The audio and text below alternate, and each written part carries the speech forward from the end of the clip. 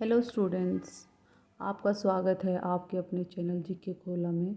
तो मैंने एक सीरीज़ शुरू की थी, तो आज नेक्स्ट टॉपिक है न्याय, जो पॉलिटिकल थ्योरी का ही है, यानी जस्टिस। तो आज वो स्टार्ट करेंगे हम, ठीक है। न्याय, जस्टिस, आपने सुना होगा कि क्या होता है न्याय। तो बेटा न्याय में मतलब हर थिंग करके ना अलग अलग व्यू होते हैं। कोई अलग डेफिनेशन देता है जस्टिस की, कोई अलग देता है। मतलब कोई 100% ये नहीं कह सकता यही जस्टिस है। सब का एक मिक्स करके आप पूछे कि मैम हम यदि लिखे तो क्या लिखे, हमें पता तो होना चाहिए ना भाई सबका एक कंक्लूजन क्या निकला कि क्या है जस्टिस। तो आप क्या कह सकते हो कि क्या है जस्टिस। कहते हैं कि जो सब है ना, अपनी अपनी जो भूमिकाएं, रोल, वो ऑनेस्टी से निभाते रहो, वही जस्टिस है। जैसे कि राजा है तो अपना ऑनेस्टी से प्रजा की रक्षा करते रहे, तो वही उसके लिए जस्टिस है। टीचर है, वो स्टूडेंट्स को अच्छे से पढ़ाता रहे ईमानदारी से, उसके लिए वही जस्टिस है। बच्चा ईमानदारी से पढ़ता रहे, उसके लिए वही जस्टिस है। तो कहने का मतलब जो अपने अपने रोल है ना, उसको बिल्कुल ऑनेस्टी से करे, तो वही आपका जस्टिस होगा, ठीक है। तो हर थिंग का बेटा अपनी अलग अलग डेफिनेशन बताता है। तो स्टार्टिंग होती है प्लेटो, जो फिलोसफर थे, दार्शनिक थे सबसे पुराने टाइम के, 428 BC के टाइम के। तो उसकी सबसे पुरानी डेफिनेशन है कि वो क्या कहता है कि भाई जस्टिस क्या है। तो मैंने एक बार पहले भी क्लास में इसका जिक्र किया था कि भाई प्लेटो जो क्या कहते हैं, क्या होता है जस्टिस। तो वो क्या कहते हैं बेटा, उसने 3 क्लासें यानी 3 कैटेगरी की थी, और वो भी लगभग वो एजुकेशन के अकॉर्डिंग की थी। भाई मतलब फर्स्ट क्लास में कौन आएगा, सेकंड में कौन आएगा और थर्ड में कौन आएगा। जो विवेक वाला, बुद्धि जिसमें विजडम होगा, तो वो फर्स्ट में आएगा, यानी दार्शनिक दार्शनिक वर्ग में आएगा। और जिसमें साहस यानी वो बलशाली होगा, तो सेकंड क्लास जिसका नाम है सोल्जर क्लास में आएगा। और थर्ड है बेटा आपका उत्पादक वर्ग, जिसको प्रोडक्टिव क्लास कहते हैं। इसमें जो बचे हुए हैं ना, वो इस क्लास में आएगी। तो ये 3 कैटेगरी प्लेटो ने की थी। उसने बताया था कि जस्टिस क्या होगा। उसने बताया जस्टिस ये है, जो तीनों क्लासेस हैं एक दूसरे में इंटरफेयर ना करें, जो जिसका कार्य है, जो जिसकी ड्यूटी है, वो ऑनेस्टी से निभाए। जैसे किंग की ड्यूटी क्या है, प्रजा की रक्षा करे, अपनी बुद्धि विवेक का यूज करे। और सोल्जर अपनी भाई रक्षा करे, अपने हष्ट शरीर है उसका, तो अपनी रक्षा करे, उसमें साहस हो। और जो उत्पादक वर्ग है, उसमें कहा कि उसमें क्या होना चाहिए, संयम होना चाहिए, जो लास्ट कैटेगरी है। तो सब अपने अपने क्लासेस में रहे, बस अपनी अपनी ड्यूटी निभाते रहे, वही जस्टिस है। यदि उसमें कुछ गड़बड़ हो गई तो सारा जस्टिस क्या हो जाएगा, फिर वो जस्टिस नहीं रहेगा। ये किसने कहा, प्लेटो ने। न्याय की डेफिनेशन प्लेटो ने दी। फिर अरिस्टोटल ने भी। बेटा वैसे एक प्लेटो की 2-3 कोटेशन हैं, आप याद कर लेना, पेपर के लिए मोस्ट इम्पोर्टेंट है। मैं वैसे पढ़ के बता देती हूँ, क्योंकि पेपर में ज़्यादा कोटेशन ही आती है। फर्स्ट है बेटा, प्लेटो ने न्याय को मनुष्य का आत्मीय गुण माना। आत्मीय गुण माना मनुष्य का प्लेटो ने। सेकंड कहा कि न्याय का नैतिक आयाम। न्याय क्या है, नैतिक आयाम, यानी मोरल अप्रोच बोल सकते हो, ये किसने कहा, प्लेटो ने। थर्ड कोटेशन है, प्लेटो कहता है कि न्याय का मतलब है लोगों के बीच और समाज के बीच सामंजस्य होना, मतलब संतुलन यानी बैलेंस होना। नेक्स्ट है, अच्छाई के साथ साथ कानूनों का भी पालन करना, यानी अधिकार के साथ अपनी ड्यूटी भी निभाना। ये प्लेटो की है भाई, ये इसके लिए यही न्याय है। ये पेपर में आती है बेटा, तो इनको एक बार देख लेना आप, ठीक है। और इसके अच्छे से नोट्स बना लेना। फिर इसके बाद इनके शिष्य, जो प्लेटो है, इनके शिष्य है अरिस्टोटल। उसने भी कुछ डेफिनेशन बताई कि न्याय जस्टिस क्या है। उन्होंने बताया कि न्याय का मतलब है लोगों को वही देना जो उसके हकदार हैं, जितने वो कैपेबल हैं, और जिसमें जितनी योग्यता, जितनी एबिलिटी है, उसको उतना ही दो। जिसमें कैपेबिलिटी नहीं है, जैसे कि उसने कहा था कि वो दास प्रथा यानी स्लेवरी सिस्टम के समर्थक थे, आपको पता हो। वो कहते थे कि जो जिसको कुछ नहीं आता ना, जो कैपेबल नहीं है, वो नौकर बनने के ही लायक है, और उसमें इतनी बुद्धि नहीं होती कि वे अपने खुद के निर्णय भी ले सकते, इसलिए उसके निर्णय उसके स्वामी ही ले। मतलब इसके लिए इसको क्रिटिसाइज भी किया गया अरिस्टोटल को। लेकिन ये दास प्रथा के वही समर्थक थे, यानी स्लेवरी सिस्टम के, कि ये मानते थे कि भाई दास प्रथा होनी चाहिए। फिर एक इसकी कोटेशन है अरिस्टोटल की। अरस्तु का मानना है कि न्याय एक सद्गुण यानी वर्चू है जो समाज में संतुलन लाता है। और एक मोस्ट इम्पोर्टेंट बुक है भाई अरिस्टोटल की, पॉलिटिक्स। और आगे पढ़ेंगे इसके बारे में।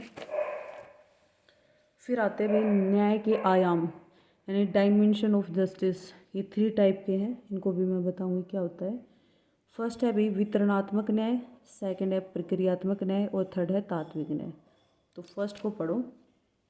फर्स्ट है भाई वितरणात्मक न्याय यानी डिस्ट्रीब्यूटिव जस्टिस।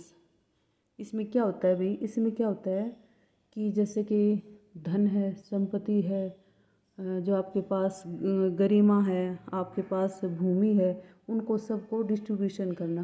पर ये कहते हैं किस आधार पे, तो सब अलग अलग बात है। जैसे अरिस्टोटल बताता है, वो करता है अनुपातिक न्याय को सपोर्ट करता है, जिसे बोलते हैं प्रोपोर्शनल न्याय जस्टिस। इसने कहा कि जो धन है, संपत्ति है, वो किसको मिले, जिसमें एबिलिटी हो, जो योग्य हो, उसी को मिले भाई। जो योग्य ना हो उसको नहीं मिले, उसकी योग्यता के अकॉर्डिंग मिले। ये अरिस्टोटल कहता है कि जिसमें सद्गुण हो यानी वर्च्यू हो, एबिलिटी हो, उसी को मिले भाई। फिर आते हैं भाई मार्क्सवादी, जिसको बोलते हैं मार्क्सिज्म। ये क्या कहते हैं भाई, ये कहते हैं भाई सबको उसकी आवश्यकता के अनुसार मिले भाई। जिसको जितनी ज़रूरत है ना उसके अनुसार मिले। किसी को कम ज़रूरत है तो उसको कम दो, जिसको ज़्यादा ज़रूरत है तो उसको ज़्यादा दो। चाहे वो धन हो, चाहे पैसा हो, कुछ भी हो, जिसको ज़रूरत है वैसे दो। जैसे एक एग्जांपल के तौर पे बताती हूँ। जैसे कि एक डॉक्टर बना है अभी, ना उसकी कोई शादी हुई, ना उसका कोई इतना खर्चा। हर एक है 50 साल की लेडी, ठीक है, तो उसकी शादी हो गई, उसके बच्चे हैं, उनकी पढ़ाई है, मतलब, लेकिन वो नर्स है। तो ये कह रहा है कि डॉक्टर को ज़्यादा पैसे मत दो, क्योंकि उसको ज़रूरत नहीं है, ना तो उसके बच्चे हैं, ना फैमिली है, ना कुछ है, तो वो किस पे खर्च करेगा।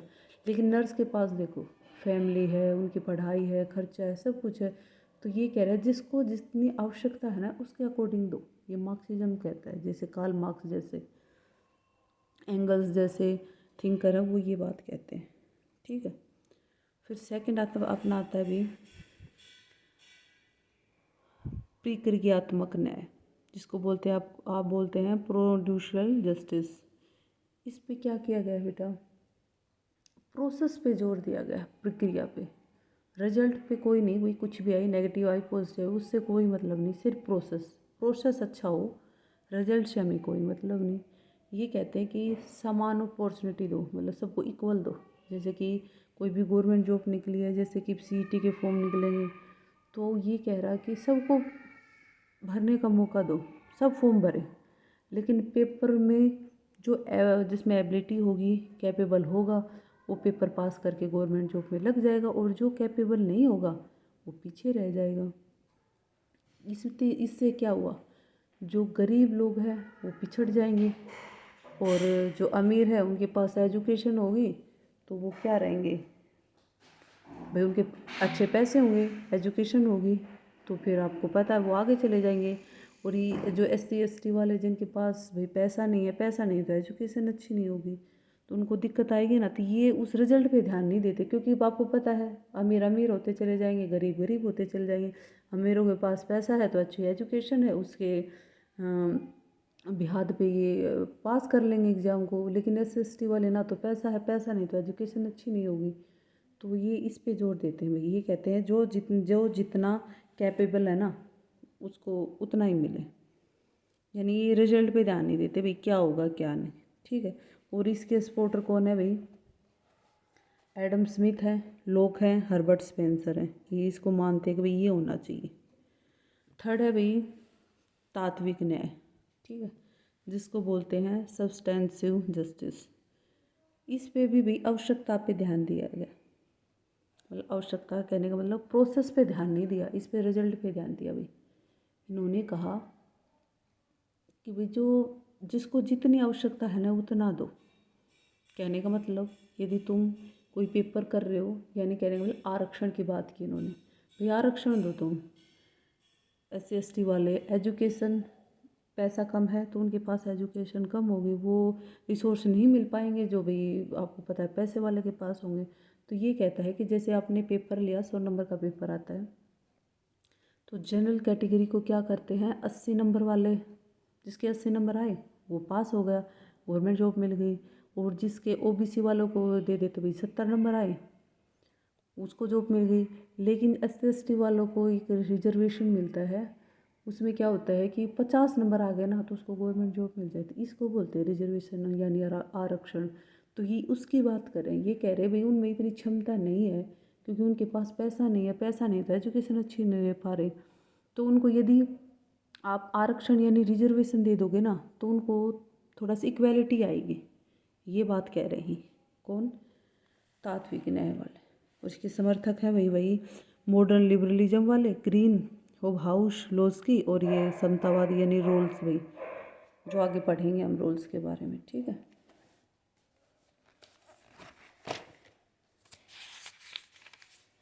बस इसका की पॉइंट यही है भाई, यहाँ पे प्रोसेस पे जोर दिया गया है और यहाँ पे रिजल्ट पे फोकस किया गया है।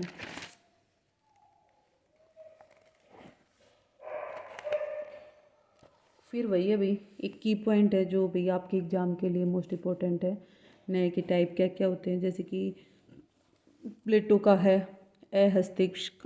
हस्तक्षेपकारी न्याय यानी नॉन इंटरफेरेंस। इसमें प्लेटो वही बताता है जो मैंने पिछले बताया था कि वही 3 क्लासेस, भाई उसमें वो इंटरफेयर नहीं करेगा, वो इंटरफेयर नहीं करेगा, ये जब तक ये एक दूसरे में इंटरफेयर नहीं करेगा जस्टिस ऐसे ही चलता रहेगा। ये बोलते हैं आपके प्लेटो। तो ये मोस्ट इम्पोर्टेंट है। दूसरा आपका वितरणात्मक न्याय यानी डिस्ट्रीब्यूशन जस्टिस, यही अरस्तु बोलते हैं इसमें कि वो ऐसे, बेटा आप पूछोगे मैडम ऐसे कैसे आता है, इसमें ऐसे क्वेश्चन आते हैं कि भाई जो वितरणात्मक न्याय है ना इसके समर्थक कौन है। तो आपको पता होगा, आपको भाई ये कौन कौन मानते थे तो आप लिख दोगे।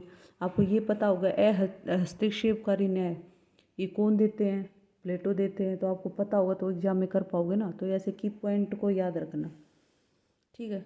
ऐसे तो वही बात कहते हैं जिसमें जितनी कैपेबिलिटी उसको उतना धन दो, संपदा दो, गरिमा दो। फिर आता है थर्ड भी, समझौतावादी न्याय। समझौतावादी न्याय जो किसने दिया था, यानी सोशल कॉन्ट्रैक्ट जस्टिस, ये दिया था भाई आप जॉन रोल्स ने। और इसको बोलते हैं भाई इगलिटेरियन भी बोलते हैं और उदार समतावादी भी बोलते हैं। और ये किस किस को फॉलो यानी किस किस से प्रभावित थे भाई, एक तो कांट, इनमेलो कांट से प्रभावित थे, रूसो से थे और लोग थे भाई, लोग से थे, इनसे ज़्यादा प्रभावित थे रोल्स।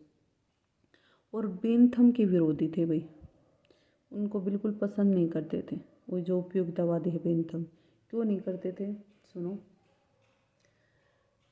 बेंथम है ना, वो ये कहते थे कोई भी, जैसे कि 90% लोग एक साइड है, 10% लोग एक साइड है, तो 90% है ना कुछ भी कहें, कुछ भी नेगेटिव कहें, कुछ भी कभी जब इस आदमी को मार दो, 90% कह रहे हैं और 10% मना कर रहे हैं, तो बेंथम कहते हो उस आदमी को मार दो भाई, क्योंकि मेजोरिटी कह रही। कोई कहने का मतलब था मेजोरिटी की मानो भाई, माइनॉरिटी को छोड़ दो। तो वो मेजोरिटी को सपोर्ट करते थे। फिर रोल्स ये बात, इसको इस बात के लिए क्रिटिसाइज़ करते भाई इंडिविजुअल पे फोकस करो भाई, सब फ्री हैं, हर के राइट्स हैं, तो तुम किसी को छोड़ थोड़ी 10% के क्यों छोड़ रहे हो भाई, सभी इक्वल है। 90% की बात मान रहे हो लेकिन 10% को छोड़ रहे हो। ये जॉन रोल्स कहते हैं, क्योंकि इसने किस पे फोकस किया था भाई, इंडिविजुअल पे यानी माइनॉरिटी पे फोकस करते हैं जॉन रोल्स।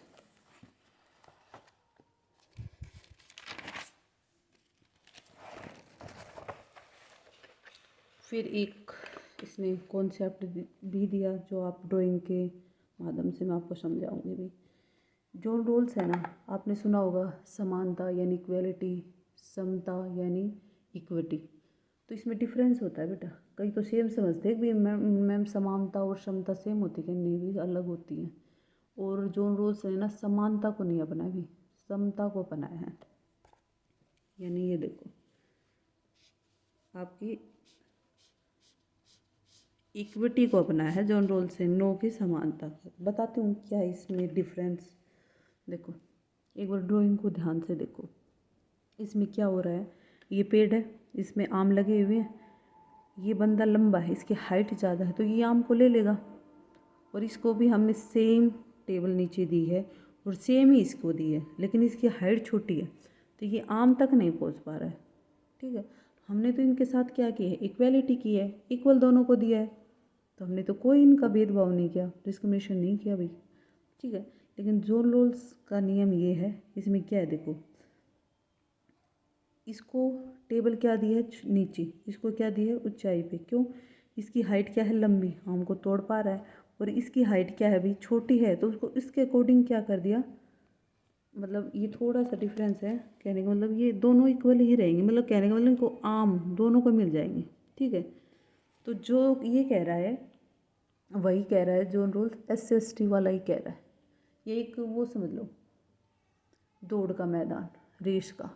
आप खुद सोचो, यदि रेस के मैदान में एक हैंडीकैप है जो पैरों से चल नहीं सकता और एक सही है, दोनों को छोड़ दो सेम टाइम पे कि जाओ, जो पहले आएगा वो जीत जाएगा। तो आप बताओ ये जस्टिस होगा? एक दिव्यांग को पता है आपको टाइम लगेगा, और एक सही सलामत है वो जल्दी आएगा और वो जीतेगा, तो उसके साथ जस्टिस नहीं है। तो यही कहते हैं भाई जॉन रोल्स, भाई उसको पहले टाइम दो, 10 मिनट का टाइम दो या 15 मिनट का, क्योंकि वो इतना कैपेबल नहीं है ना कि एक सही के साथ दौड़ सके। आप थोड़ा सा उसको टाइम पहले दोगे, आगे जाके खड़ा कर दोगे, तुम यहाँ से स्टार्ट करना, तुम यहाँ से, क्यों, क्योंकि इसको चलने में दिक्कत है। तो उसके अनुसार से वही क्या है, इक्विटी है भाई, जॉन रोल्स कहते हैं। और इसको आरक्षण भी कहते हैं एक भाषा में, यदि अपने एजुकेशन वगैरह में देखो कॉलेज में, तो उसको आरक्षण कहते हैं भाई, क्योंकि थोड़े से पिछड़ गए हैं। जैसे माइनॉरिटी वाले, माइनॉरिटी भी आ जाएंगे, SC/ST वाले, इनको क्या कहते हैं, इनको थोड़ा सा कहते हैं इक्विटी दो भाई, ताकि इनको बराबर लाया जा सके। ये कुछ फैक्ट है बेटा, ये वाले जॉन रोल्स के, ये आते हैं आपके पेपर में, जो आप क्वेश्चन पूछ रहे हो कि भी मैम क्या आते हैं, तो ऐसे ये क्वेश्चन आते हैं भाई, डिफरेंस प्रिंसिपल ये किसने दिया भाई, जो अंतर का सिद्धांत है वो किसने दिया, ये जॉन रोल्स ने दिया भाई। ठीक है, और इसमें एक चीज़ बताई थी, मैं आपको बता दूं कि इसमें क्या बताया था डिफरेंस में, कि आप है ना अमीरों से धन लेकर, मतलब टैक्स के थ्रू, और गरीबों को दे दो जिनको ज़रूरत है, ज़रूरतमंदों को, जिससे क्या हो जाएंगे, दोनों इक्वल हो जाएंगे, बराबर हो जाएंगे।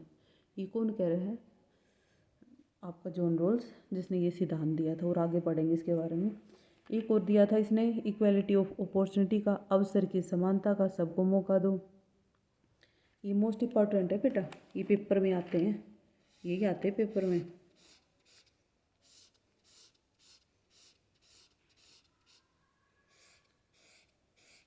और इनके अच्छे से नोट्स आप बना लेना, और रिवाइज़ करोगे तो अच्छे से, एक बार दोबारा रिवाइज़ करोगे तो सही से हो जाएंगे बेटा ये। ठीक है, और ये इसकी बुक है बेटा, ये भी मोस्ट इम्पोर्टेंट है, एक बार मैं बता देती हूँ। ये बुक्स तो और भी बेटा, वैसे दो तीन और हैं इसकी बुक्स, पर ये तीनों मोस्ट इम्पोर्टेंट है, तो ये तो याद कर ही लेना, और करो या ना करो आपकी मर्ज़ी, पर ये इम्पोर्टेंट है। ठीक है, एक तो ए थ्योरी ऑफ जस्टिस 1971 में आई, एक पॉलिटिकल लिबरलिज्म 1993 में आई, एक जस्टिस एज फेयरनेस 2001 में आई। ठीक है, ये तीनों किसकी हैं, जॉन रोल्स की हैं। फिर एक और दिया भाई इसने, जॉन रोल्स ने, न्याय का सामाजिक समझौता सिद्धांत, यानी सोशल कॉन्ट्रैक्ट दिया प्रिंसिपल, किसने भाई, जॉन रोल्स ने। उसमें इसने क्या बताया, आप एक बार सुनो। ये कह रहे हैं यदि आप, जो आपके पास रिसोर्स हैं समाज में, सोसाइटी में, जैसे कि आपके पास कोई धन है, गुड्स है, तो आप कैसे बांटोगे, यदि किसी में बांटने होंगे। यदि मुझे मेरी पोजीशन पता है कि मैं ब्राह्मण हूँ, तो मैं, मेरी पोजीशन पता होगा तो मैं अपने आप को ज़्यादा दूंगी ना, क्योंकि ब्राह्मण सब आपको ज़्यादा वो समझते हैं कि भाई हम सबसे ऊपर हैं। तो जॉन रोल्स कह रहा है कि उसके लिए उसने एक दिया कि वेल ऑफ इग्नोरेंस, अज्ञानता का पर्दा। उसने कहा कि एक साइड है ना, आप एक साइड है ना, जैसे कि ये लिख रखा है ओरिजिनल पोजीशन, जैसे उसको जो आप अज्ञानता के पर्दे के साइड में खड़ा करोगे ना, तो उसको अपनी कोई पोजीशन याद ना हो कि मैं लड़का हूँ या मैं ब्राह्मण हूँ, मतलब ना उसको कास्ट पता हो, ना अपना जेंडर पता हो, उसको कुछ ना पता हो, मतलब एक ओरिजिनल पोजीशन में हो, उसको कुछ ना पता हो कि यदि मैं जो बंटवारा यानी डिस्ट्रीब्यूशन कर रहा हूँ तो मेरे कितने हिस्से आएगा, उसको कुछ नहीं पता हो। तो ये उसको बोलता है ये वेल ऑफ इग्नोरेंस यानी अज्ञानता का पर्दा। यदि उस व्यक्ति को कुछ नहीं पता होगा ना, तो अच्छे से बंटवारा करेगा और सबके साथ क्या करेगा, जस्टिस करेगा। ये जॉन रोल्स की थ्योरी है। हर बार आता है ये क्वेश्चन कि अज्ञानता का पर्दा किसने दिया, तो जॉन रोल्स ने दिया भाई। ठीक है,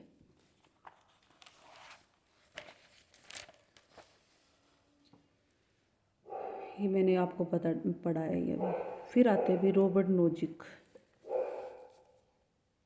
ये भी मोस्ट इम्पोर्टेंट है, ये भी जस्टिस के बारे में बताते हैं। फर्स्ट भाई ये लोग से प्रभावित है भी, जॉन लोक है ना, लिबरलिज्म के फादर बोलते हैं इसको, जॉन लोक उससे प्रभावित थे भी। फिर ये स्वेच्छा तंत्रवादी थिंकर थे। ऐसा आ जाता है कि भी स्वेच्छा तंत्रवादी थिंकर कौन सा है, तो रॉबर्ट नोजिक है, और भी हैं, बताएंगे धीरे धीरे कौन कौन है, पर ये हैं भाई, लिबर्टेरियन बोलते हैं जिसको। तो इसकी एक फेमस बुक है अनार्की स्टेट एंड यूटोपिया, 1974 में आई थी। और इसमें क्या किया था, जो थ्योरी ऑफ जस्टिस है ना जो रोल्स की, उसको क्रिटिसाइज़ किया था भाई इसने। इसने कहा था, आगे बताऊंगी क्या क्यों क्रिटिसाइज़ किया था, पहले एक और इसकी थ्योरी है इंटाइटलमेंट थ्योरी है भी नोजिक की। इसमें भी इसने वही कहा था, जो जितनी क्षमता है योग्यता है उसके अनुसार मिलना चाहिए भी। ये भी वो इम्पोर्टेंट है भी। इंटाइटलमेंट थ्योरी किसकी है, नोजिक की। ठीक है, देखो अब आप देखो दोनों में डिफरेंस, क्यों क्रिटिसाइज करता है इसको। अब देखो जैसे गुड्स है, कोई संसाधन है, रिसोर्स है, तो जॉन रोल्स उसके बारे में क्या कह रहा था कि आप अमीरों से तो टैक्स के मतलब पैसा लो टैक्स से, और जो गरीब है ना, जो जिनको ज़रूरतमंद है उनको वो पैसा दे दो। ये जॉन रोल्स कह रहा है, इससे क्या हो जाएंगे, सब इक्वल हो जाएंगे। ठीक है, पर नोजिक क्या कहता है अभी, ये कहता है कि भाई जो गुड्स है ना, वो जो योग्य व्यक्ति है ना, जो कैपेबल, उसको दो। आप यदि गरीबों को देने की कह रहे हो ना, तो गरीब ऐसा सोच के कि हमें तो पैसा मिल ही जाएगा, वो आलसी हो जाएंगे और वो काम ही नहीं करेंगे और वो वेट करेंगे कब पैसा आएगा और वो हमें देंगे। तो ये इसलिए ये कह रहा है कि तुम योग्य व्यक्ति हैं, जो कैपेबल व्यक्ति हैं, उसको पैसा दो, वही जस्टिस है, ये नोजिक कहते हैं। और जॉन रोल्स को इसीलिए क्रिटिसाइज़ करते हैं कि ये कह रहा है कि गरीबों को दे दो और योग्य की बात नहीं करते, तो इसलिए क्रिटिसाइज़ करते हैं।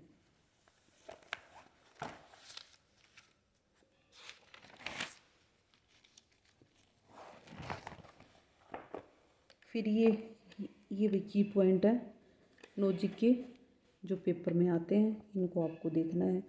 रॉबर्ट नोजिक का पहला है भाई मिनिमल स्टेट, यानी स्टेट कम से कम हस्तक्षेप करे भाई, कम से कम इंटरफेयर करे, मतलब स्टेट को दूर ही रखना चाहते थे, तुम दूर ही रहो बस, ये कहते थे। फॉर वेलफेयर स्टेट की भी बात ये करते हैं, मतलब वो सिर्फ हमारा कल्याण काम करे बस, हमारी चीज़ों में इंटरफेयर मत करे। ये इंटाइटलमेंट थ्योरी अभी बताई थी मैंने, इंडिविजुअल थ्योरी भी सी ने दी, रोल्स को क्रिटिसाइज़ करते ये भी। और स्टेट के बारे में इसने क्या कहा था भाई, रात्रि पहरी का, ये क्वेश्चन कई बार रिपीट हुआ है, कई क्वेश्चन में PYQ भी है भाई, किसने स्टेट को रात्रि पहरी ने नाइट वॉचमैन कहा था भाई, जॉन रोल्स ने कहा था। और ये किस आधार पे कहा था, इसने कहा था भाई स्टेट का बस इतना काम है, जो नाइट वॉचमैन नहीं होता रात को जो हमारे वो देखभाल करता, बस स्टेट का इतना ही काम है, हमें प्रोटेक्ट करे बस, हम पे नज़र डाले, कोई हमें हानि ना पहुंचे, बस इतना काम है, और उसके अलावा कुछ काम नहीं हमारा स्टेट का हमारे ऊपर। फिर ये वही बेंथम को भी, ये भी बेंथम को क्रिटिसाइज़ करते हैं भाई, जॉन रोल्स भी करते हैं और ये भी करते हैं, ठीक है। और ये बेटा कुछ इम्पोर्टेंट बुक हैं, पेपर के लिए मोस्ट इम्पोर्टेंट है, और PYQ में भी कई बार आई हैं, तो ये नोट्स में डाल लेना, मोस्ट इम्पोर्टेंट है। एक बार मैं आपको बता देती हूँ कौन कौन सी बुक है। जैसे जॉन रोल्स की है, बहुत बार रिपीट हुई है कि ए थ्योरी ऑफ जस्टिस 1971 में, अनार्की स्टेट एंड यूटोपिया 1974 में रॉबर्ट नोजिक।